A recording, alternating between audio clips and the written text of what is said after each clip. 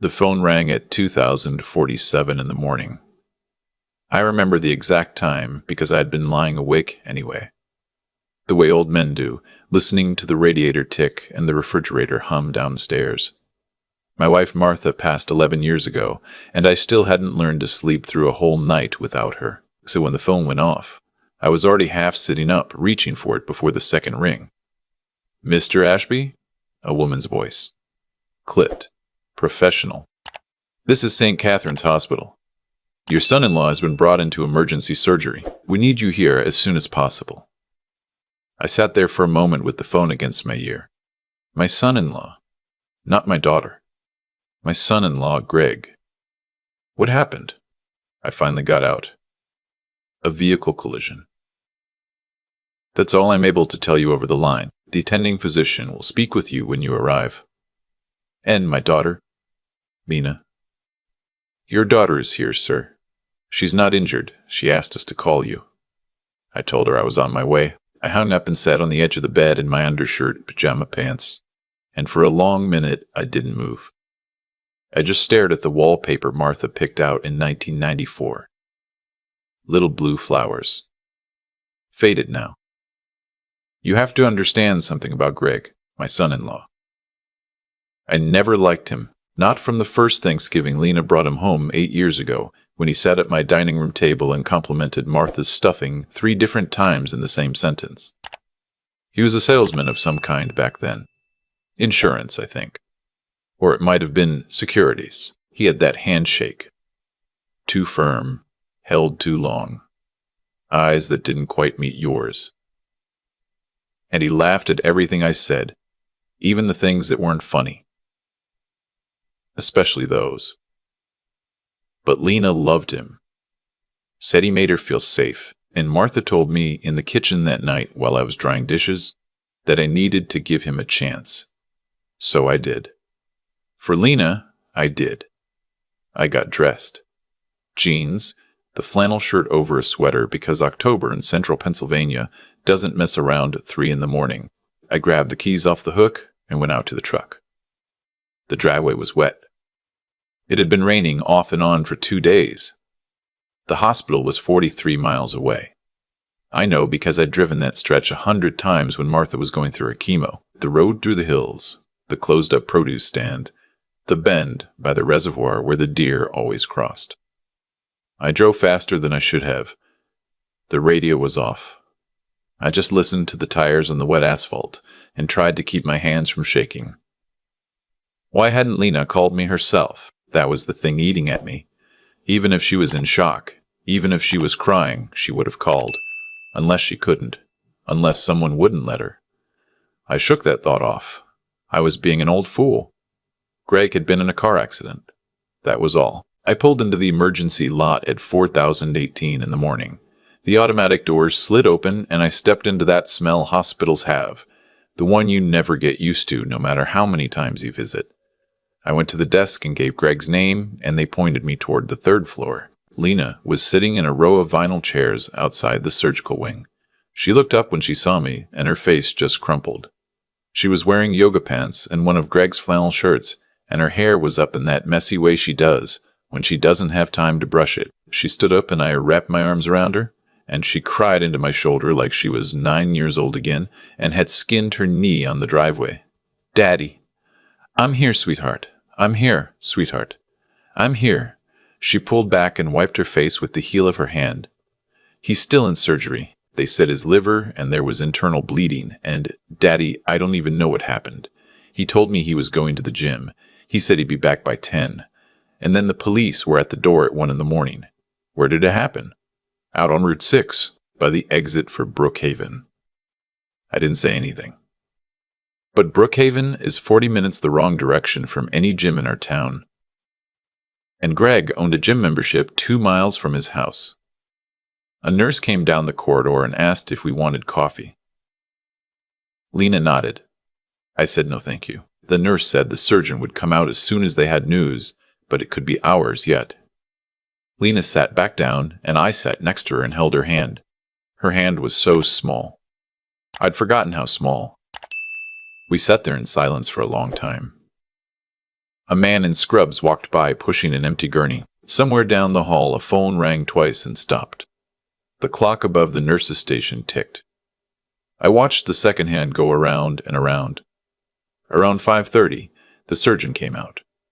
He was older than I expected, late 50s maybe, gray at the temples, with deep lines around his mouth like he'd spent his life delivering news to families in waiting rooms. His name tag said, Dr. Halvorson. He pulled off his cap and held it in both hands. Mrs. Croft? Lena stood up so fast she nearly fell. I steadied her elbow. Your husband is alive. He's stable. The surgery went well, but he's going to be in recovery for a while. We had to remove part of his liver, and there was some damage to his spleen. He's a strong man. He'll pull through. Lita let out a sound that was half a sob and half a laugh. She covered her face with her hands. Mrs. Croft, you've been here all night. Why don't you go to the cafeteria? Get yourself something to eat. He won't wake for at least 4 hours. There's nothing you can do right now but rest. He turned to me. Mr. Ashby, could I have a word? Just for a moment. Some paperwork I'd like to go over. Lena nodded vacantly. The nurse appeared again with that coffee and gently steered her down the hall. I watched my daughter walk away from me with the cup shaking in her hand, and then I turned to Dr. Halvorson, and the look on his face made my stomach turn over. This way, please. He led me down a side corridor to a small room with a desk and 2 chairs and a box of tissues. He closed the door behind us. Then he locked it. I heard the bolt slide. Doctor, what's going on? He didn't sit. He stood with his back against the door, and he looked at me the way a man looks at another man when he's about to ask him to carry something terrible. Mr. Ashby, I need to tell you some things, and I need you to listen carefully, because we don't have much time. Your daughter is in danger. Your grandchildren are in danger. And what I'm about to do could end my career. I felt my legs go a little weak. There was a chair behind me, but I didn't sit. What are you talking about? He reached inside his white coat and pulled out a manila envelope. It was thick, folded over twice and held with a rubber band. He held it out to me with both hands like it was something fragile. Take this. Don't open it here. Take your grandchildren and leave the city. Tonight. Drive somewhere your son-in-law doesn't know about. A motel. A relative. Anywhere. But do not go back to your daughter's house. Do not let your son-in-law know what is in this envelope, and do not, under any circumstances, let him see you with it. My hands were trembling as I took it. It was warm from being against his body. Doctor, I don't understand. He glanced at his watch. When we brought your son-in-law in, we ran the standard talk screen. Anesthesia interactions. We have to. He had 3 substances in his blood that he shouldn't have had. None of them illegal. But all of them prescription medications. None prescribed to him. What kind of medications? 2 were sedatives. The kind you give a person if you want them to stop fighting. 1 was a heart medication that, taken with the other 2, would cause cardiac arrest within 90 minutes. They were in his system when he crashed. I just stared at him. Mr. Ashby, listen to me. Your son-in-law did not crash that car because he was drunk or distracted. He crashed because he was being slowly killed. By the time we got him on the table, he had 10 minutes left to live, maybe less. Someone had been dosing him. Lena? I felt sick saying her name. You think no, not your daughter. Open the envelope when you're alone. Read everything. Then you'll understand. But you need to go now. The grandchildren. They're at the house, correct? Yes. With their aunt, Greg's sister. She came over. Mr. Ashby. His voice was a whisper now. There is no sister. I stared at him. I had reason to look into something 3 days ago. Your son-in-law's name came across my desk in an unrelated context. I'm not at liberty to say more about how, but what I found out when I started pulling threads. Mr. Ashby, your daughter has been the target of a long arrangement, a very long one. And the woman in your daughter's house right now is not who she says she is. Now go. Please, get the children. I don't remember leaving that room. I remember being in the corridor and looking down at the envelope in my hands like I didn't know how it got there. I remember walking past the nurse's station and seeing Lena in the cafeteria doorway, holding her coffee. And I remember forcing my face into something normal. Sweetheart. Daddy, is everything okay? You look... just paperwork. Hospital paperwork. Listen, I had to think fast. My mind was scrambling. I'm going to run home and get a change of clothes for you. Some of your things from the closet. And I'm going to stop and check on the kids, make sure their aunt has everything she needs. You stay here with Greg. Don't move. Just stay. She nodded slowly. Their aunt called me before you got here. About an hour ago. She said the kids slept right through and she'd keep them home from school today. Of course she would. That's smart. You stay. I'll be back by lunch. Daddy, you sure you're okay? You're white as a sheet. It's been a long night, baby. That's all. I kissed the top of her head. Her hair smelled like her mother's shampoo. The same brand. I'd thrown out the bottle in our bathroom 3 years after Martha passed, and Lena had given me a new one for Christmas, without me asking, and I'd cried in my truck about that for a long time. I held my daughter's head against my chest for 1 extra second.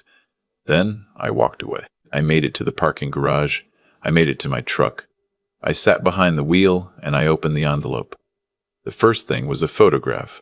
A driver's license. The face was a woman in her late 30s. Brown hair, plain features. The kind of face you wouldn't remember if you passed her in a grocery store. The name on the license was Dana Pierce. But there was a sticky note on it, in pen. Aliases. Karen Sloan. Diana Pierce. Daria Pierce. Convictions for fraud in 2 states. Currently has open warrant in Ohio. Goes by Diane in your daughter's home. Diane. Greg's sister. The one who'd come for Thanksgiving last year. The one who babysat my grandchildren. The one who, right now, was alone in the house with 2 children, ages 6 and 4. I flipped to the next page. Bank records. An account I didn't recognize. Greg's name on it. Wire transfers, regular ones every month. Going back almost 3 years. Tens of thousands of dollars. Going out, not coming in. The next page. A life insurance policy. Lena's name on it as the insured. The beneficiary was Greg. The amount was $1.6 million. Issued 4 years ago. Another policy. Same insurance company. Same insured. Beneficiary Greg. Amount $2 million. Beneficiary Greg. Amount $2 million. Issued 19 months ago. A third policy. $2.5 million. Issued 7 months ago. $6 million on my daughter's life. $6 million. I put my forehead against the steering wheel and I tried to breathe. I tried. The next document was a photocopy of a marriage certificate, not Greg's and Lena's. A different one. The groom's name was different. Gregory Mellon instead of Gregory Croft. But the photograph stapled to the certificate showed the same man. My son-in-law. Married in Indiana in 2009 to a woman named Heather Mallon, who died in 2012 in a house fire that was ruled accidental. Another marriage certificate. Gregory Cowman, married in Iowa, 2014. Wife passed away in 2017. The death certificate was attached. Cause of death, cardiac arrest. She was 31 years old. Then he married my daughter in 2017. 6 months after that other woman died. 6 months. There was a handwritten note in the back of the envelope. Dr. Halverson's writing. The same scrawl from the script pad. I am sorry. I came across the connection through a former colleague who works in fraud investigation for the insurance carrier. He flagged the patterns to me last week. I asked questions. I learned more. I had planned to bring this to authorities at the end of this week. I never expected your son-in-law to be on my surgical table tonight. Someone got to him first. I believe that person is the woman in your daughter's house. I believe she was his accomplice. and that something went wrong between them. I cannot prove it yet, but your daughter and the children are not safe. Trust no one. Take them and go. I sat in that truck for I don't know how long. The sun was starting to come up, pale gray light over the roof of the garage. A janitor walked past with a mop bucket. Somewhere, a car alarm went off and stopped. Then, I started the engine. Lena and Greg lived 22 miles from the hospital, on the south side of town. A little ranch house with a fenced yard and a swing set Greg had put together himself 2 summers ago. I'd helped him drill the posts. I remember thinking, watching him work, that maybe I'd been wrong about him. That maybe a man who builds a swing set for his kids on a Sunday afternoon couldn't be all bad. I called my brother Hal on the drive over. He's 4 years younger than me, lives an hour west, retired Navy. I told him I needed him, and I needed him now, and I couldn't explain on the phone. He said he'd be at the house in 55 minutes. He didn't ask another question. That's how. I drove past Lena's house twice. The first time, I just wanted to see. The lights were on in the kitchen. The drapes were drawn in the living room. A car was in the driveway that I didn't recognize. A silver sedan with Ohio plates. My grandchildren's car seats were visible in the back seat through the rear window. The second time, I pulled into the driveway like nothing was wrong. I had to keep my face normal. I had to. I knocked on the front door. 3 soft knocks, the way I always do.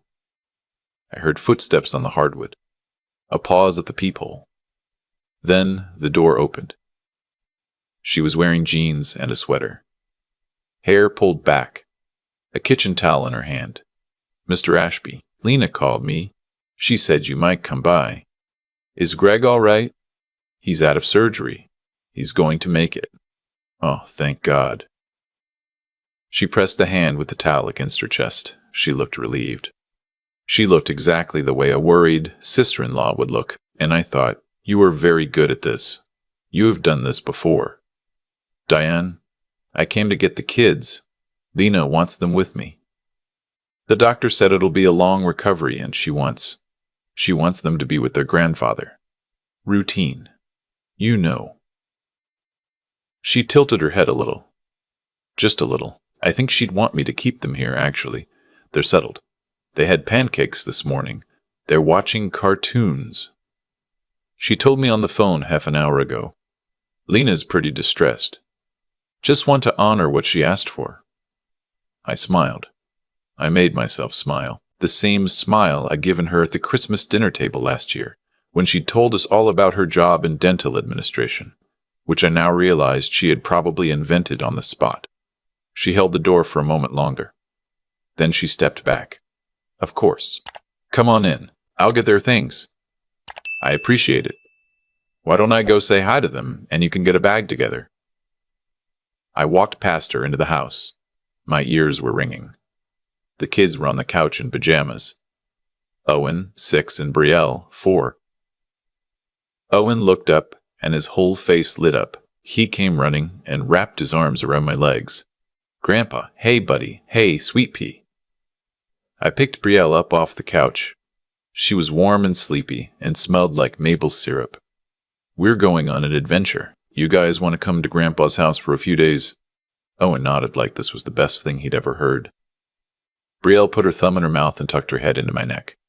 Where's Mommy? Owen asked. Mommy's helping Daddy at the hospital. Daddy got a little sick, but he's getting better. Mommy will see us tonight, okay? He nodded again. 6 years old. He trusted me completely. I felt that trust like a stone in my chest. Diane was in the hallway with a duffel bag. I packed some things. Pajamas, toothbrushes, their stuffed animals are already in there. Thank you, Mr. Ashby. She set the bag down. She was standing between me and the front door. She wasn't smiling anymore. Are you sure Lena said this? Because she texted me 20 minutes ago and didn't mention you coming. I just want to be careful. I felt the air in the room change. Owen was watching us. I shifted Brielle on my hip. She did. We just talked. She probably forgot to text you, given everything. Why don't I give her a quick call? Just to confirm. Won't take a second. Sure, I said. Go right ahead. She held my eyes for a half-second too long. Then she reached for her phone on the kitchen counter. I knew in that moment that if Lena answered, it was over. Lena would tell her she hadn't said anything about me taking the kids. Diane would know. I knew, and what happened after that I couldn't guess.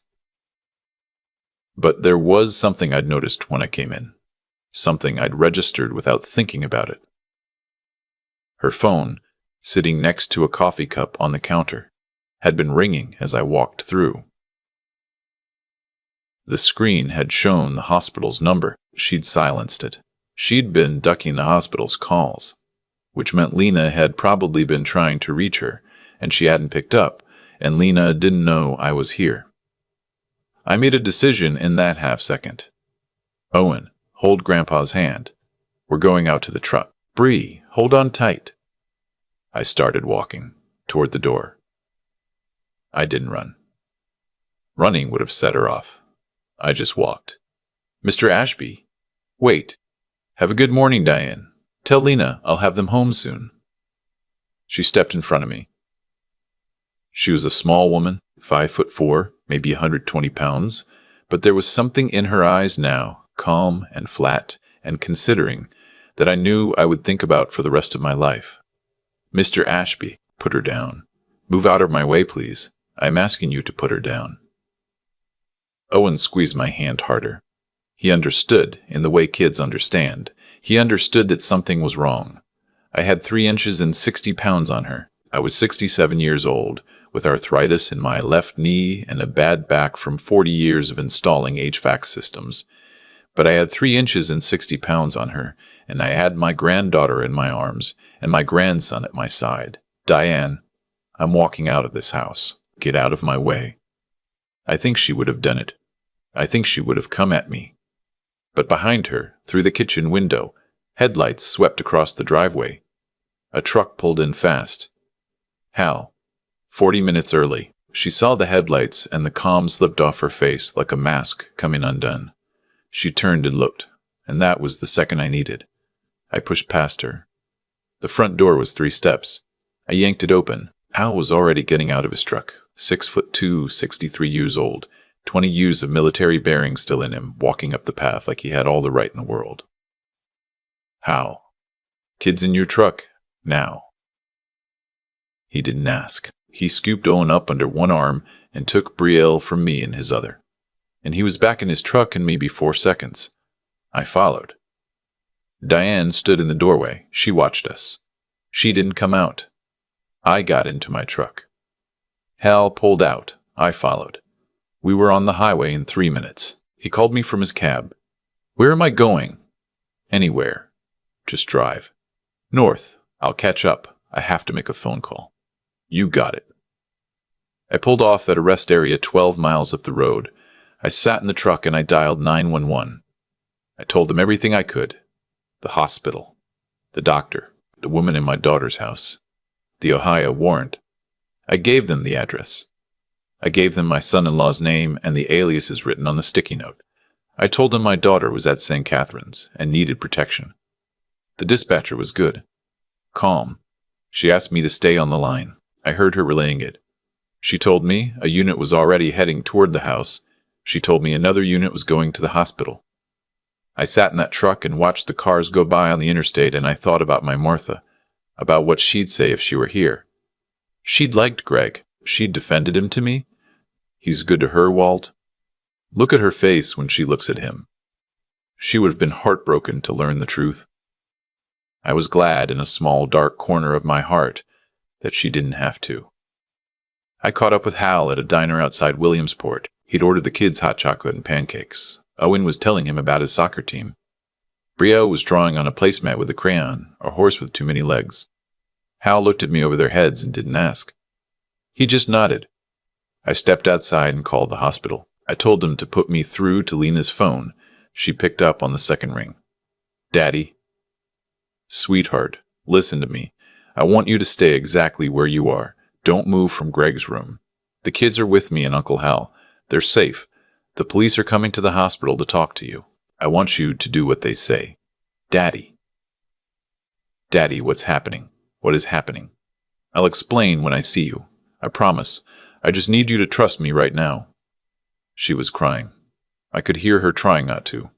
I trust you, Daddy.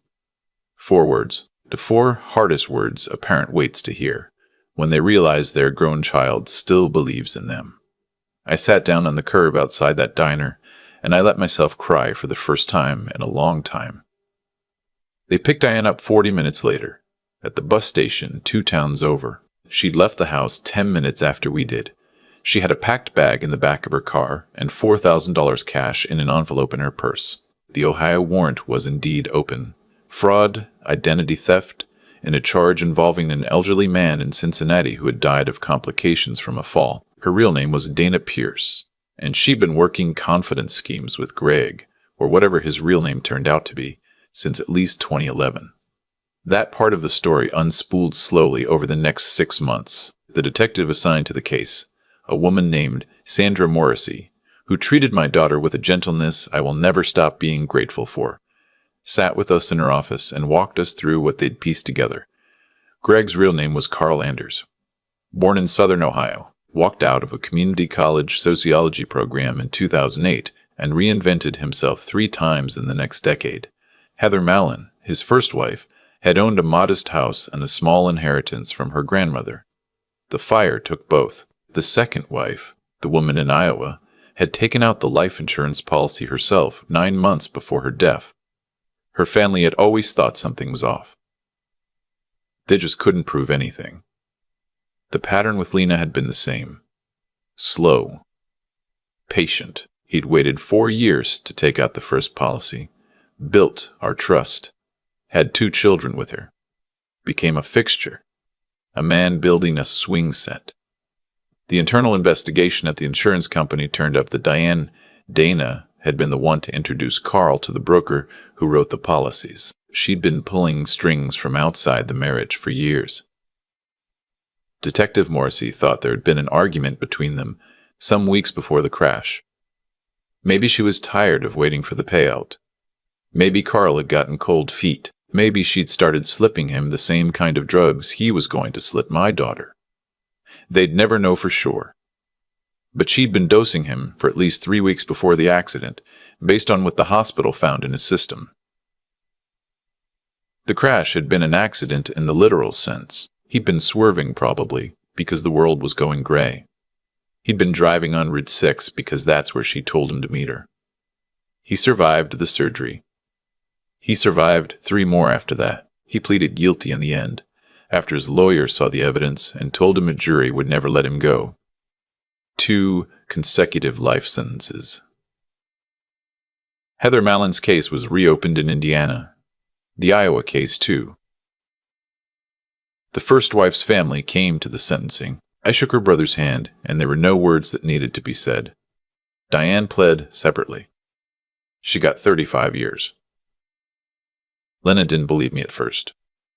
That was the hardest part. The day after I got the kids out, she was at the hospital with a police escort, and Detective Morrissey was sitting across from her in a small consultation room with the envelope from Dr. Halverson, and Lena kept shaking her head and saying, No, that's not Greg, you don't know him. She thought I had paid the detective. She thought I had paid the doctor. She thought I had finally found a way to ruin her marriage the way she'd always been afraid I would. She didn't speak to me for 9 days. On the 10th day, she came to my house at 6 in the morning. She'd driven the kids home with her. The police had cleared the house. Diane was in custody. Greg was in a guarded hospital room. But she'd been alone in that house all night. She let herself in with her key. I heard the back door, and I came downstairs in my robe, and my daughter was sitting at my kitchen table with a stack of papers I recognized. The envelope. Detective Morrissey had given her copies. She looked up at me. Her eyes were red. She hadn't slept. Daddy. I'm here, baby. I read it. All of it. Every page. I sat down across from her. He told me that first year that he loved that I had a father like you. That he wished he'd had one. That he envied me. She was looking at the table, not at me. I thought he meant it. He probably did, in a way. Bad men love what they can use. Were you always going to be right about him? No, I said. I hope to God I was wrong every day. For 8 years. She started crying. I came around the table and put my arms around her, and she leaned against my chest and cried the way she had cried in the hospital that night, except this time she was crying for something she had lost. Not Greg. Not Carl or whoever he had been, the version of her life she had thought she was living. The version where her husband was kind and her family was whole, and her father had been wrong about everything. I held her until she was done. Then I made her coffee, and I made the kids pancakes when they woke up, and we sat at my kitchen table together, the 4 of us, and that was the beginning of putting something back together. It's been almost 2 years now. Lena and the kids moved in with me for the first 6 months. The house was too quiet for one old man anyway. Then she got a job at a hospital, not St. Catherine's, but a smaller one closer to home, doing intake for the cardiac unit. Dr. Halverson wrote her reference. She'd been a nurse before she met Carl, before he'd convinced her, slowly, year by year, that her job was too stressful and she should stay home. She rediscovered something of herself when she put those scrubs back on. I watched her do it. She and the kids are in a small apartment now, 10 minutes from me. Owen plays travel soccer. Brielle started kindergarten and decided immediately that she was going to be a veterinarian, then a marine biologist, then both. She's 6 now. She asks about her dad sometimes. Lena tells her the truth in the gentlest words she can find, and we'll add to it as the years pass. Owen has been to a therapist twice a week for over a year. Both kids are going to be all right. I believe that. Dr. Halverson retired last spring. The hospital threw him a party. Lena and I went. I stood in a corner in a borrowed suit jacket and watched him laugh with his colleagues, and when there was an opening, I went over and shook his hand. I'd shaken his hand 20 times by then. I never got tired of doing it. You saved my whole family, I told him. Mr. Ashby, you saved your family. I just gave you the paperwork. That's not true, but I let him believe it. Last Thanksgiving, we had the dinner at my house. Lena cooked. Hal came down with his wife. My sister came in from Erie. There were 11 of us around a table built for 8, and we ate too much. And Owen spilled gravy on my carpet and tried to clean it up with a paper napkin, and made it worse. And Lena and I caught each other's eye across the table and started laughing at the same time. It was the first laugh I'd seen come out of her without any weight behind it. The first one in years. After everyone had gone home and the dishwasher was running and the kids were asleep on my couch with the TV on low, Lena and I stood on my back porch in our coats. Cold night. Stars sharp the way they only get in November. She had a mug of something warm in her hands. Daddy. Yeah. I want you to know something. I want to say it out loud. Okay. If you hadn't picked up that phone, if you hadn't driven all that way, if you hadn't trusted that doctor. She stopped. She took a breath. I want you to know I would not be here. Owen and Bree would not be here. I think about it every day. Sweetheart, I just need you to know. I see it now. All of it. I didn't say anything for a while. There wasn't anything to say. I'd put my arm around her shoulders, and we stood there in the cold and looked at the stars, and after a while she leaned her head against me. And I felt, for the first time in a long time, like Martha was somewhere nearby, watching us and approving. I'm 67 years old. I've buried a wife and lost my hearing in one ear, and I have a left knee that complains every time the weather changes. I am not a strong man.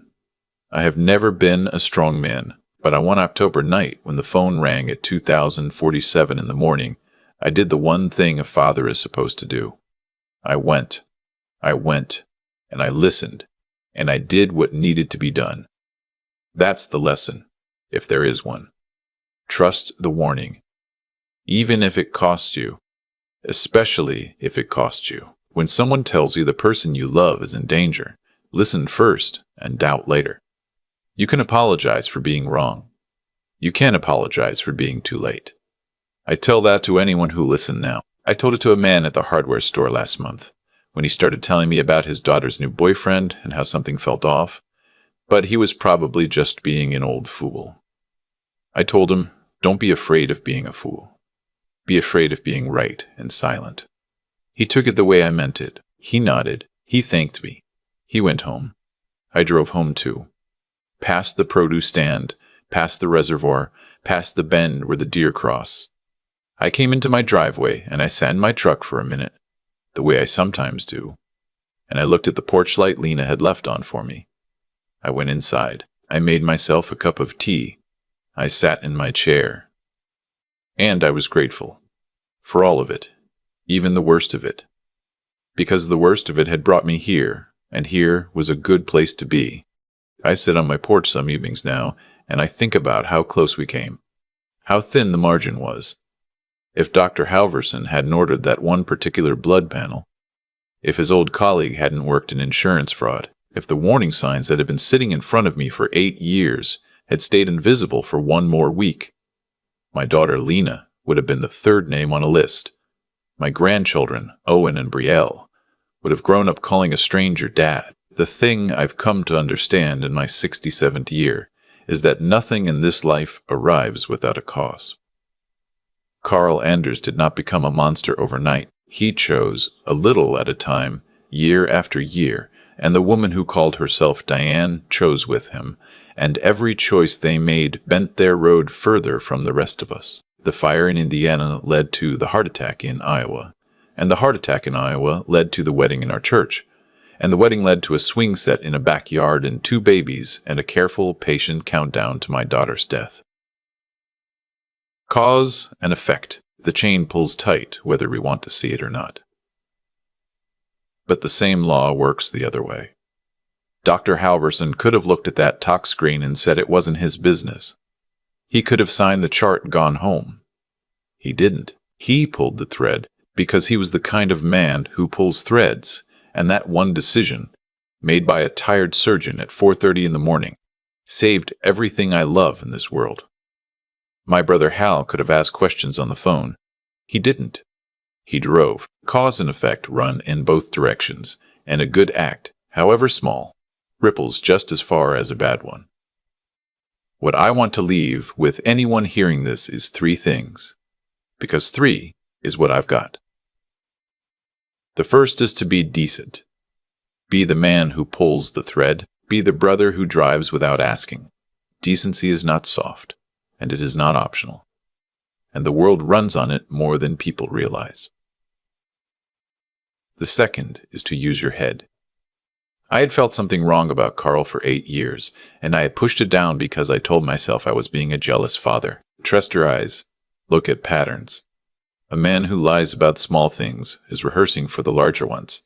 Use your head even when your heart is telling you to look away, because looking away is how good people end up at funerals they didn't see coming. The third is to keep going. The night Lena wouldn't take my calls was harder, in a private way, than the night in the hospital. I thought I'd lost her even after saving her. But I kept showing up. I kept the porch light on. Whatever the thing is that has been put in front of you, do not lay it down. You are stronger than you know, and the people you love need you to find that out.